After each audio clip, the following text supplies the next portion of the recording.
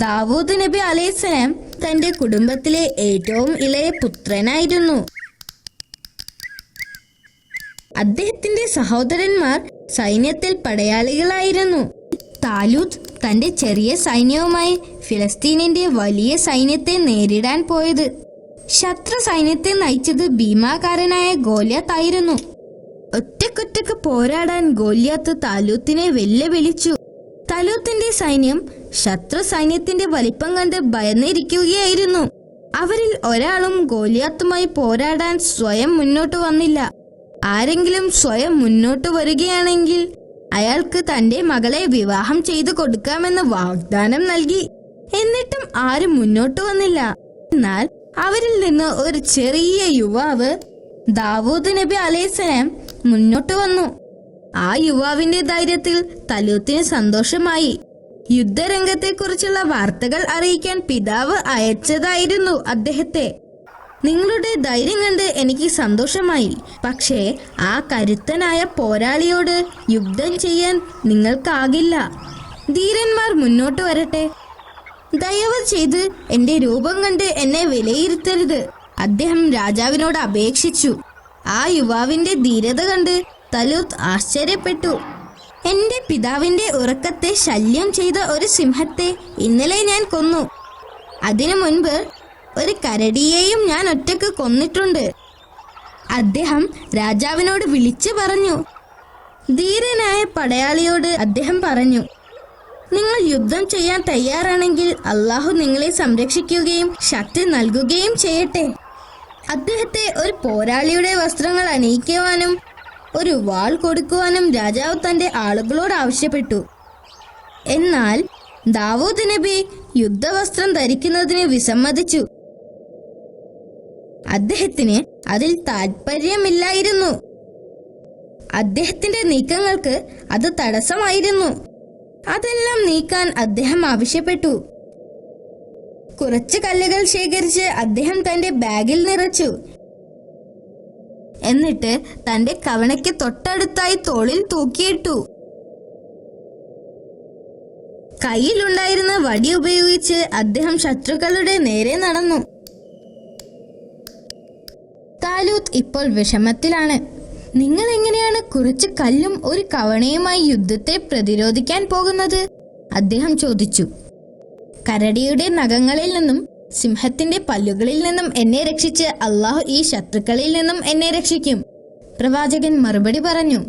അത് കണ്ടപ്പോൾ എതിർ സൈന്യത്തിലുള്ളവർ പൊട്ടിച്ചിരിച്ചു. യുദ്ധം ചെയ്യാൻ വന്ന യുവാവിനെ കണ്ടപ്പോൾ ഗോലിയാത്ത് പൊട്ടിച്ചിരിച്ചുകൊണ്ട് ചോദിച്ചു, നീ ഇവിടെ കളിക്കാൻ വന്നതാണോ, അതോ നിനക്ക് ജീവിതം മടുത്തോ? എന്റെ വാൾ ഒറ്റത്തവണ വീശി നിന്റെ തല വെട്ടാൻ എനിക്ക് കഴിയും. അപ്പോൾ ദാവൂദ് നബി അലൈഹിസ്സലാം പറഞ്ഞു, നിങ്ങൾക്ക് മേലങ്കിയും കവചവും വാളും ഉണ്ടായിരിക്കും. എന്നാൽ ഞാൻ അള്ളാഹുവിന്റെ നാമത്തിൽ നിങ്ങളെ നേരിടും. എന്റെ റബ്ബിന്റെ നിയമങ്ങളെയാണ് നിങ്ങൾ പരിഹസിക്കുന്നത്.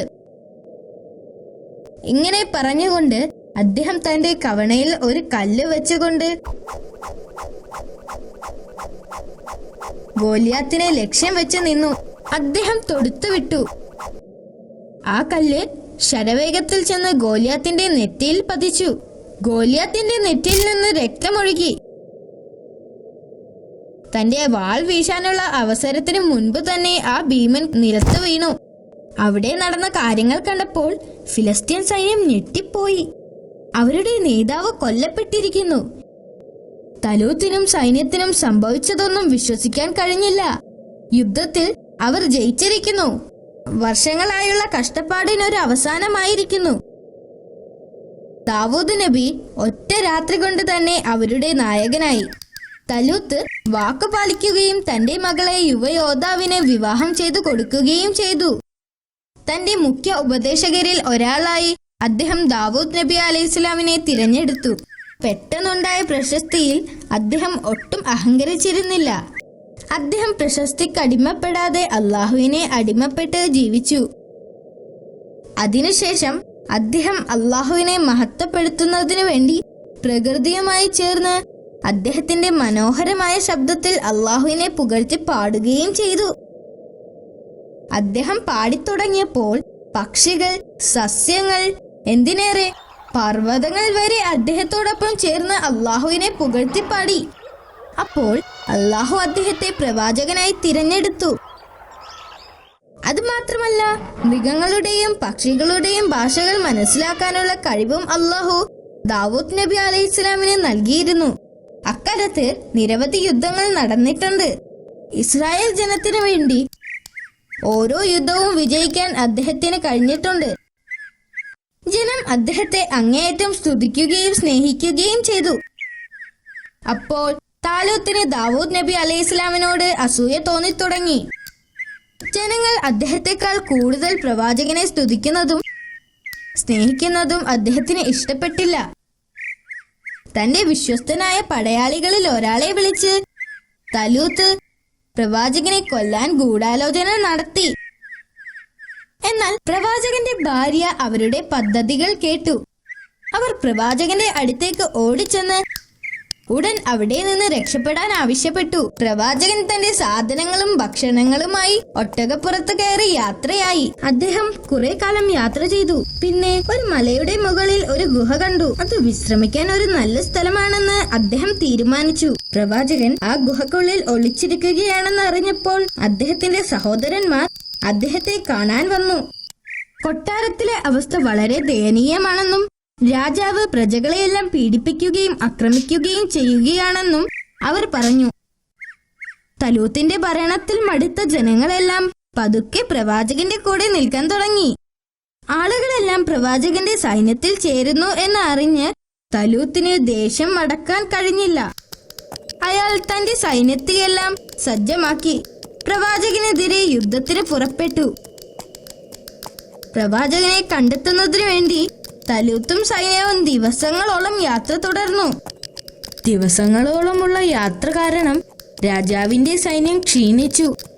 അതിനാൽ ആ താഴ്വരയിൽ കുറച്ചു സമയം വിശ്രമിക്കാൻ അവർ തീരുമാനിച്ചു. തലൂത്ത് ഉറങ്ങിക്കിടന്നപ്പോൾ പ്രവാചകൻ ദാവൂദ് നബി അലൈഹിസ്സലാം ശബ്ദമുണ്ടാക്കാതെ ആ ഗുഹയിൽ കയറി തന്റെ വാള് ഊരി തലൂത്തിന്റെ വസ്ത്രത്തിൽ നിന്നും ഒരു കഷ്ണം കീറിയെടുത്തു.